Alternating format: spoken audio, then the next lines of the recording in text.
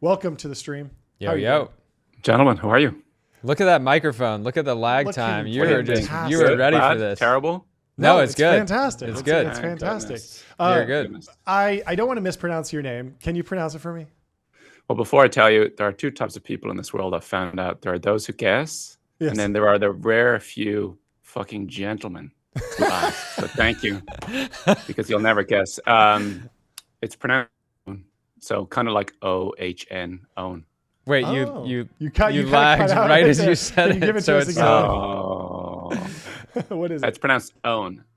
Basically own. So as if you spelled it O-H-N, own. Own. Awesome. A lot of people say Owen, and I will accept that. Okay, Owen. Well, thank you for joining us. It's great to have you. Would you mind just giving us a brief interview of kind of a brief intro to your kind of entrepreneurial journey and the company that you built, and kind of then we can dive into a bunch of the hot topics. I'm sure we'll be talking about AI, venture, all the typical topics. But I'd love to know kind of like your story. Yeah. In a nutshell, I moved from Dublin, Ireland in 2011, a long time ago, to the Bay Area in San Francisco. And we started Intercom around then. Intercom at that time was a general purpose customer communication platform. We had a cute little messenger, the first of its type. You put it on your website, in your app, and it was great for sales, support, marketing use cases, and it blew up. 2 or 3 years into Intercom, we were the fastest growing software company since Salesforce. Slack subsequently beat us, but that was our hot start. And it's been an this incredible was part of the whole journey since. Snippet trend, right? Like you were able to boil down installation of your product to just like a few lines of HTML or JavaScript. And so the integration all of a sudden went from get a forward deployed engineer build on top of our API to drop this snippet into your website and you're good to go with some basic functionality. Is that correct? Yeah, there was other people doing it. There was a company called Olark years ago that had like a kind of a live chat thing. We were a little different. We were a messenger, so it was a mix between live chat and kind of asynchronous. But what was different about our approach was that you would install the JavaScript and it would start to learn about your customers, and so you had a really data-rich customer experience. So in many ways, it was almost like a CRM for digital businesses, but at core to it was all the communication stuff. How did the business model evolve? Were you on kind of just like a monthly plan for a little bit? Did you go consumption-based at some point? We tried approximately 14 trillion price plans. Most of them were unsuccessful. What'd you learn? But we charged per seat and per message. The problem with a really horizontal product like ours was that you're trying to capture value in a dozen directions. So you have a super complex pricing model if you're really trying to do all the things. So we did that, and then eventually we picked a lane. So these days we're in customer service. Okay, so you've tried all these business models. I have to ask you about Salesforce. They're moving to this like ticket completion pricing, getting away from seat pricing. Is that a reasonable strategy? Is that the future, like Mark Benioff has kind of said? Are you testing that? Do you have any information on what we should expect from future pricing of these types of services in an AI-driven world? Yeah, I think it'll stick. We were the first to charge per resolution. Salesforce came to me. Oh, there we go. Yes, hey, this is what we like to hear. We're going to the source. What do you guys think about this? Does it work? And we like it. We like it because it's aligned with our customers. It makes sense. We don't charge you if we don't do work for you. And every time we do work, we charge you. And when we make our technology better at doing work, we earn more money. And right now, forgive the plug, Finn, our AI agent, is the highest performing agent in service, and so we earn more per customer, at least when you charge for resolutions, than the other guys, because we just do more work. Oh, interesting. Wait, so it's highest performing not on a particular benchmark, but on just how much money it makes? No, well, yes, okay. we because I've been saying that's actually the real measure of AI is how much economic value can it create. And it's weird to say because we want to be like, oh, it's really good at math or whatever, but I'd much prefer no, it actually does a job. Solves real problems. It solves a real problem. And there's no better measure than that than economics. Yeah, absolutely.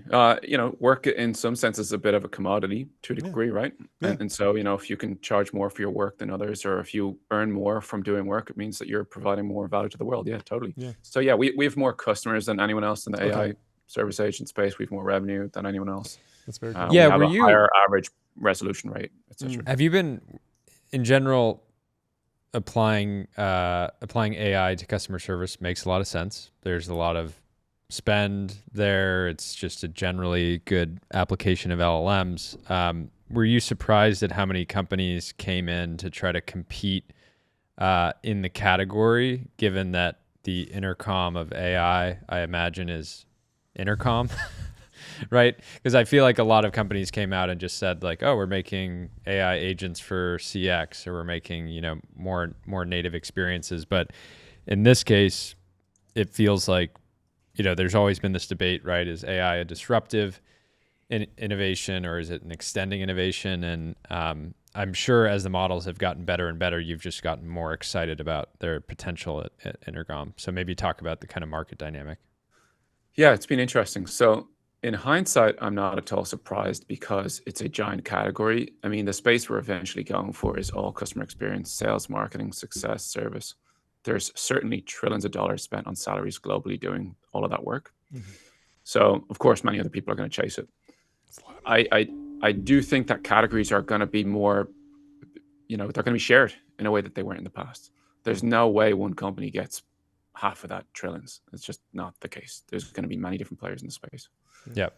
At the time, I was a little surprised. We were first out of the gate, and we had so many different advantages. But I was only surprised because I had yet to realize that the times are changing. The technology world is just so much more competitive now. Mm-hmm. Like when we started in 2011, you'd pick your lane. You probably would have a direct competitor if you were doing something interesting, but you wouldn't have 16. Like that just was not the case. And I don't have a hypothesis for why that is. I mean, if I had to guess, I guess I would say that AI is most likely the biggest innovation the world has seen since, the internet, maybe way bigger than the internet. When there are new technology changes, opportunities open left and right, and opportunists come out of the woodwork. Mm-hmm. I mean, opportunists in the best way, wonderful entrepreneurs. Yeah. Come out of the woodwork to go and pounce on those on that moment. So I don't know. It's fascinating. It's incredibly competitive, and not just our space. Every single category in AI. I mean, think of like note taking. Yeah. Think of you just make anything up. AI. It's Gary Tan's fault. Let's just say it. I mean, I love the guy, but we gotta hold him accountable for all the competition. Wait, who is that? I was saying I love Gary Tan, but it's clearly his fault. Sure. There's so many startups now. I mean, half the intercom competitors are YC companies. Yeah. I mean, you know that like something like 3 or 4 of the top payroll companies all went through YC. Deal, for a while, there was this narrative of like, oh, YC doesn't fund competitive companies. It's like, no, they fund a ton of competitive companies.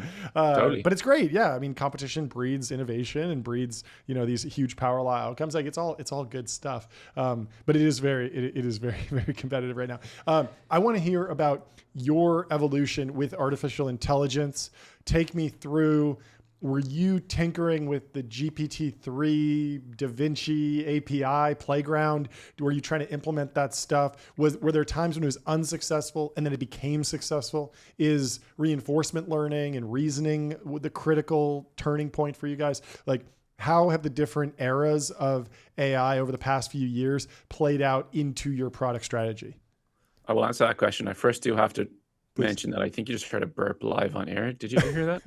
No. You didn't hear that? Okay, no. Good. A lot of La Croix. It was just like a burpy moment. I heard it in my ears. So I'm like, oh my God, we're all getting carbonated. Yeah. Good thing we're going to cut this out, right? Yeah. So yeah, good thing it's not live. Yeah, good thing it's not live. Thank goodness we didn't randomly choose to live stream the show. So anyway. To your question, so there hasn't been, for people in our space, major innovation at the model layer or within the model providers that has dramatically changed how it is that we function. So much of the innovation is in the orchestration around the models. And a lot of the ways in which we've got these massive performance gains over all of our competitors is that we've built a lot of our own AI to allow us to do more sophisticated RAG and use multiple models in different types of ways. We've needed to be very experimental. We've run something like 200 different A/B tests to eke out different improvements along the way. Interesting. Going forward, the next innovations will likely come by way of these application layer companies starting to work on their own models. You know, at least right now, and this space is so dynamic, so I may have a different opinion in just weeks. At least right now, it looks like the biggest leap forward for the verticalized AI application companies will come by way of building verticalized offerings where they have applications and models kind of working together and somehow leveraging that interconnection. Yeah, we need an application layer sound effect on the soundboard. I wonder, I imagine that there was an era where you were effectively building AI agents or AI chatbots back during the chatbot boom that were defined much more like linear business logic, if then statements, and you layer those up, and that might be derided today, but it was value creative back then. I'm wondering if there is a world where having done that work results in a better product today because you can slot LLMs into the business logic or train a model to interact with some of the business logic, because I imagine customers and companies do want to enforce some rules and restrictions around the interactions. And so if you already have those bumper lanes on the metaphorical bowling alley, you're going to be able to deliver a better product. But can you talk to me about the evolution of that rules-based chatbot development to modern, I just have an LLM that one-shots it? Yeah, well, you basically said all the smart things I could say, but I'll just repeat it. There was kind of 3 generations. We're on the 3rd generation now. The first generation was all the conditional stuff. And we had pretty sophisticated conditional stuff where you could build big, beautiful graphical diagrams that showed exactly how the customer would flow through your machine. Yeah, that was great.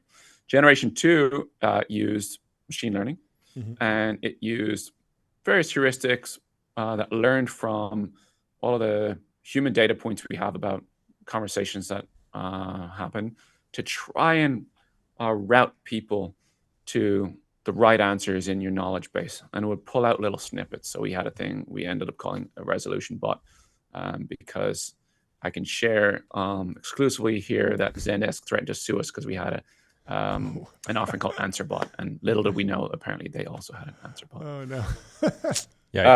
Yikes! Generation 3 now is LLM powered, and so that is one that uses AI as we know it today, and it does away with everything in generation 1 and 2, except, as you say, there are some companies like us that can leverage those innovations. So we sell to banks, we sell to businesses with highly restricted operations in regulatory environments that don't allow them to make mistakes. You get it. Our customers very much want confidence that the LLM's not going to just hiccup and bump its way in the wrong direction, hallucinate, even though we've managed to squash out pretty much all the classic example would be somebody gets the LLM to refund them a huge amount for some purchase that they don't intend on. Prompt injection. We heard about that at an airline. I think a big question I have is, at what point is your AI actually better than an agent that would use the platform, right? Because right now, over the last few years, as AI got kind of good, but maybe not great, I would still find myself in that sort of cycle of being like, kind of getting frustrated and just saying, talk to a human. But you could eventually get to the point where somebody would actually just prefer to talk to an AI because it's instantaneous and you can really potentially move a lot faster than an agent who's working across, multiple open tickets. So I'm curious, like what is the point where it kind of flips, where the average user is preferring to talk to artificial intelligence? Yeah, the world is coming to exactly that point for the average user, but it's there for a lot of people already. We have multiple funny instances where we see people asking for the bot. We see requests increase when people realize that they can ask quick questions and get quick answers. We see resolution rates and kind of response times improve dramatically for certain categories of questions. The dirty little truth in the era of AI is that well-applied AI is far better than humans. It is always available, always stays on script, is never rude, often gets the answer far more right than the humans. We've run a couple of different studies where we've classified the answers that human agents provided using internal, LLM products that we've built. We found that only 65% of the tickets that humans marked as resolved are actually resolved. So the humans are way worse than they think, way worse than they report. And just anecdotally, you will have far kind of messier experiences than humans than you will with a very good AI agent. The problem is that still most AI agents are not very good. Most of them are in fact GPT wrappers. And so there is a lot of kind of crappiness that the very big consumer products that already provide shit support don't really mind, but in the future won't be acceptable. But we are nearing that point. Yeah.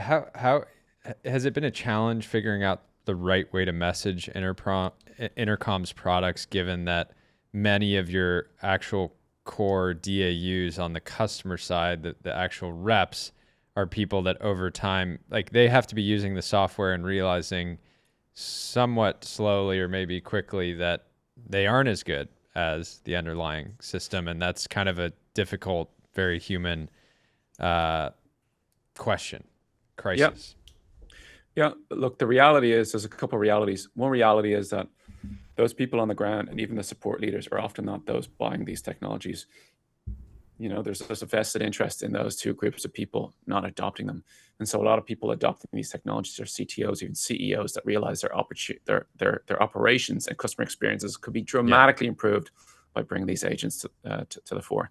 I will say that often these agents are almost sugar on top. They resolve, at least right now, some of the easier issues, and the humans are still needed for the harder ones. They're serving unmet demand. So sometimes people will deploy FinR agent to their free customers that they never gave support to before. But often when they deploy it, like I mentioned earlier, people will ask more questions, and so it increases demand too. So you're not really seeing, we haven't seen big mass layoffs where the humans are just obsolete. That said, all of that said, it will compete with human work. And AI and robotics is simply going to compete with the most repetitive, most demeaning, least enjoyable, least purposeful work out there. And if you talk to customer support reps, very few of them want to be customer support reps long term. It's a great way to get into the tech world, earn a tech salary, learn what you want to do. But pretty much all tech people have their mind and eye on something else. Yeah. What are your high level thoughts on the AI sales agent market? We've seen hundreds of companies at this point, and the face says the face says it all. But yeah, I mean, you said earlier in the call that you guys will eventually get into sales and marketing, and so I'm sure you have a ton of opinions on it. And great customer service is often a sales role. You're closing the customer as they ask questions. And the best customer service reps I've ever worked with have always been able to turn a customer interaction into a sales interaction. Yeah, and it's just a much different dynamic, sort of taking inbound concerns or feedback with a product, this is a big trying to solve it with AI and then passing it to a human quickly versus as opposed to spamming somebody with just nonsense. My favorite one was a sales agent that was like reaching out to somebody in New York. Have you been to New York? And it's like, hey, have you? What do you like doing? You should try to go to the Opera and Central Park. Yeah, the Big Apple, the city that never sleeps. I'm ready to close. Anyway, yeah. What's your take on the AI BDR race? I don't know. It's the way they say marketers ruin all channels. All channels get exploited and trashed and spammed and completely destroyed by marketers, because the job of marketing is to find the frontier, like white space, where it's not flooded by other marketers. So all sales and marketing is really exploiting to death all opportunities until people are thoroughly fucking sick to the teeth of them.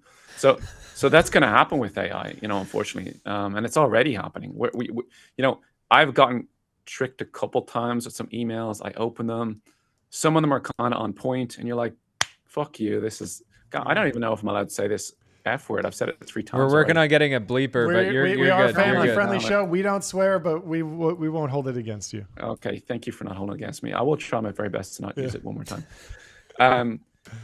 But I don't know if it's going to work. But like you said, there's a full spectrum. There's a massive spectrum, and no, it's the challenge is the any tool that's decent will get such rapid adoption because of the internet being the best distribution channel ever. and X even. Yeah, it bits used to move be faster than know, atoms. Yeah. So I think the issue is any tool that's Yeah. worth anything will just be used so much that it'll quickly lose any type of real edge. I have a follow-up on the cost side of things. Obviously, some of these API calls are quite expensive, especially if you're doing O3 level reasoning, test time inference. Like, everyone knows that it'll get cheaper. It'll get baked down into ASICs, or there'll be specific chips that run these things really cheaply in even 6 months, even a few years. The cost per token's dropping. But at the same time, we've heard about startups that are like, yeah, I burned through 500K of OpenAI credits in a couple months testing this thing out. So is there a world where you've actually seen an impact on your COGS or your margins in the short term? And have you had to work with the board or investors to kind of think through that cost benefit analysis? Or have you always been able to kind of dance around it so that the business always feels like a software business and feels like it has very high gross margins like any other tech company? Or is the fundamental gravity and the laws of physics around building a software company changed, or at least temporarily changed? I think it's too early to say, and I think it's a really pertinent question. Obviously, when we started and we launched Fin like 4 months after ChatGPT came out, each resolution cost us $1.20 something, and we charged marginal. 99 cents. So we decided to take a loss on that. Yeah, we don't share our margin at the moment, but it's very, very healthy now. Yeah, of course. I think businesses that like ours build very deep applications on top of these base level models will be able to extract plenty of value because of what makes them unique.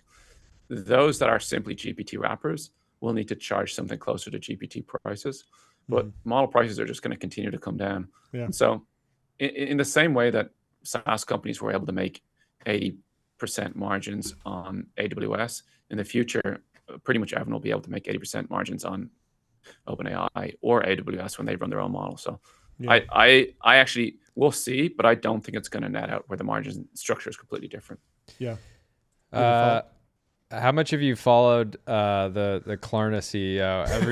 Every one day he says, "Oh, we fired everyone." Now he says, "Oh, we rehired everyone." Next week, I think he just found the ultimate attention hack is we gotta have him on the show. PR, yeah. Gotta have him on the show, but it's basically just flip flop. Risk on, risk off. Yeah, risk on, risk off. Nice. I don't know. Yeah, he's really good at marketing. Yeah, he is. Yeah. What has your kind of founder journey been, and where do you see the company going over the long term? Like from the outside, I think it's, there's a lot of people that would see Intercom and just think like, oh, like venture back, they're going to sell and get rolled into something else. It seems like you've been in founder mode for a long time, and it doesn't seem like the writing's on the wall for you to stop. You're enjoying what you're doing. What do you see the rest of your in many career ways, the looking company, like? the biggest opportunity is still ahead in terms of being perfectly this is one of those positioned things to where roll out. Where we talk to a founder and we're like, wait, like if he's really going to work on this for like 20 years, like it's going to be insane. So yeah, I'm interested to hear like, where do you see all this talk about going? your ambitions. Yeah. I mean, I'm 14 years in now, which is long. Most people are like, holy. Success.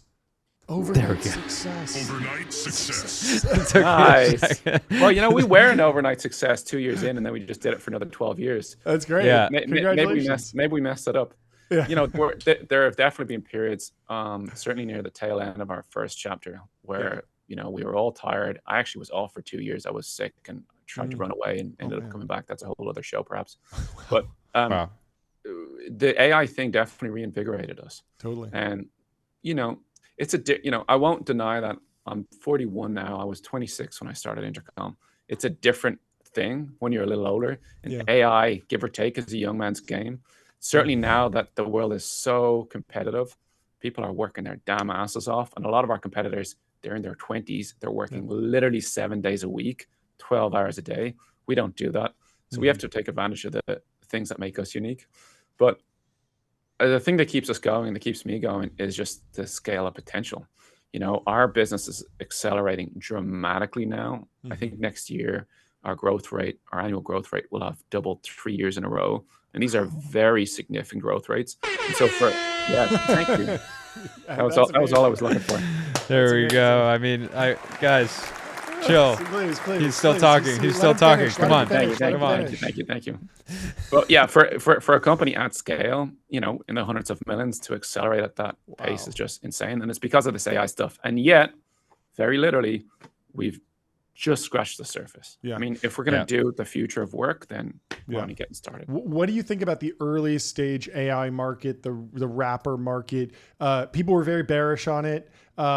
Then we saw OpenAI acquire Windsurf for $3 billion. And it felt like, it's a very special company, very incredible team, but it felt like it could be game on for every big tech company needs a wrapper or a startup in every single category. And so all of a sudden you could see, sure, maybe some of these companies don't become massive public companies, but if a founder out there is building a narrow AI solution for something that can slot very neatly into AWS or Azure or Microsoft Office, you could see kind of game on in the M&A markets and some good outcomes for the founders and maybe even the VCs. What do you think? Yeah, I mean, from what I hear, their M&A activity is picking up. Certainly from our perspective, all sorts of bigger companies have started to ping us. Sure. It's kind of a thing.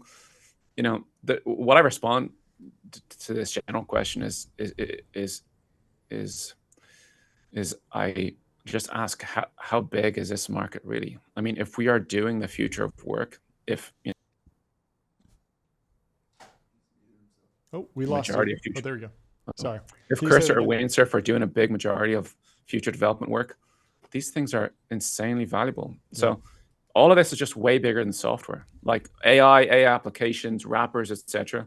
Maybe they're 100x the total software market. Maybe they're 1,000x. Maybe that's way too much, but think about it. They're doing all of work. That's crazy. I really, VCs get, so much shit, but I would love for all the VCs. Whoa, swear jar, buddy. Yeah. I got to put one in the swear jar. But I would love for all the VCs to just be right this time. Oh, yeah, like for all sure. the rounds, the perplexity They at all 14 make billion. sense. Like Yeah.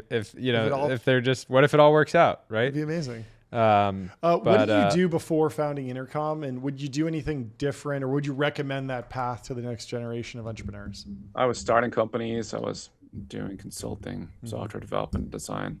I don't know. There's a dozen paths, maybe 100 paths into this. At this point, I wouldn't do anything differently. You get to a certain age in life where you love all your mistakes. Yeah. Maybe you look at your younger self and you're like, wow, look at you, look what you did. But it made you who you are. So no regrets. And people should just follow their own paths, follow their hearts. I love that. Yeah. Follow your heart. Well, this is I a am fantastic conversation. so excited for you Yeah, and I'm the whole so pumped. team. I'm so bullish. Like, I'm actually extremely I love when we have bullish. these conversations. We're just like, oh my god, what Yeah. a beast. Yeah, This is awesome. no, I mean, you guys basically, 14-year overnight success in the Potentially exact goated. purpose. Yeah, Definitely in the conversation. definitely in the conversation, but no, just in the perfect position to take advantage of a massive trend, but then also deliver that value back to all of your existing customers and all your new customers. It's So a great time. Let's hit the Ashton Hall effect and thank him for joining the show. Thank you for joining the show. Thank you, This is gentlemen. great. It's great chatting. Come back on again soon. Yeah, we'll have to have you back on soon. There's Would so love much to. more to talk about. We'll talk to you Cheers. soon. Bye-bye.